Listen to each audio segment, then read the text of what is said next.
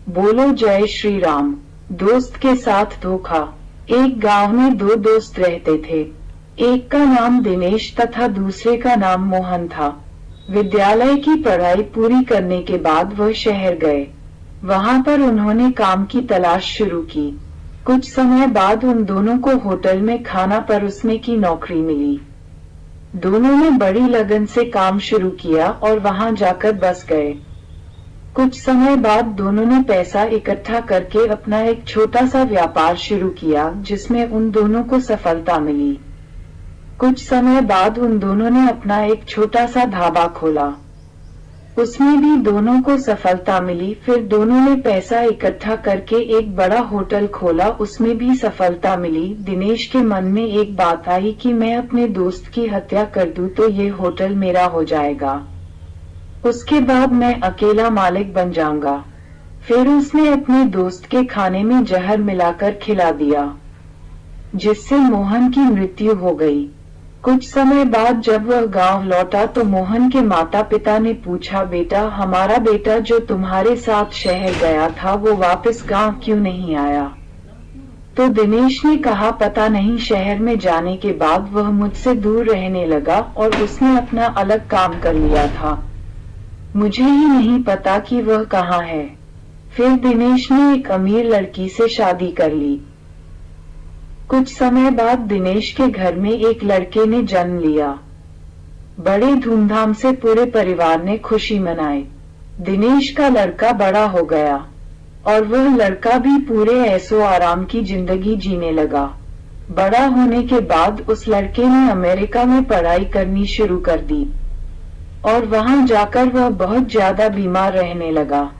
उसने अपने पापा को अपनी बीमारी के बारे में बताया।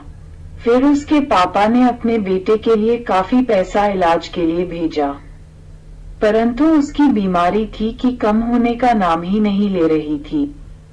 फिर उसका लड़का अपने पिता के पास गांव आ गया। उसके पिता ने अपनी सारी संपत्ति बेचकर अपने बेटे का इलाज करवाना चाहा, परंतु सारा पैसा, आलिशान घर व दिनेश का उच्च कोटि का व्यापार सब इलाज में खर्च हो गया।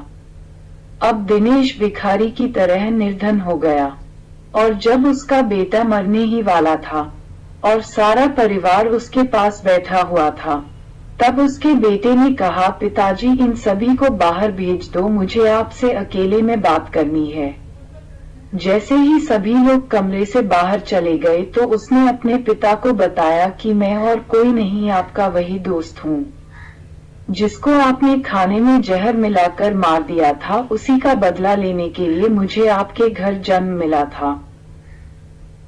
अगर आप पूरी ईमानदारी से मेरे साथ व्यापार करते तो हम दोनों का व्यापार उतना ही तरक्की करता जितना आपने मुझसे धोखा करके प्राप्त किया, और आपको किसी बुरे कर्म करने की कोई सजा भी नहीं मिलती और हो सकता था कि आप इससे भी ज्यादा तरक्की प्राप्त करते, परंतु आपकी एक गलती की वजह से मेरी मृत्यु हो गई और आप भी पूरी तरह बर्बाद हो गए। हम इस कहानी के माध्यम से यह बताना चाहते हैं कि बुरे कर्म का फल हमेशा बुरा होता है, इसलिए हमें अपना काम करते हुए पूरी सतर्कता बरतनी चाहिए कि अनजाने में भी किसी का बुरा ना हो। हमें श्रेष्ठ कर्म करना चाहिए जिससे हमारा कल्याण तथा समाज का भी कल्याण हो। एक साधारण सी बात हम सभी ने सुनी है कि जैसा करोगे वैसा भरोगे।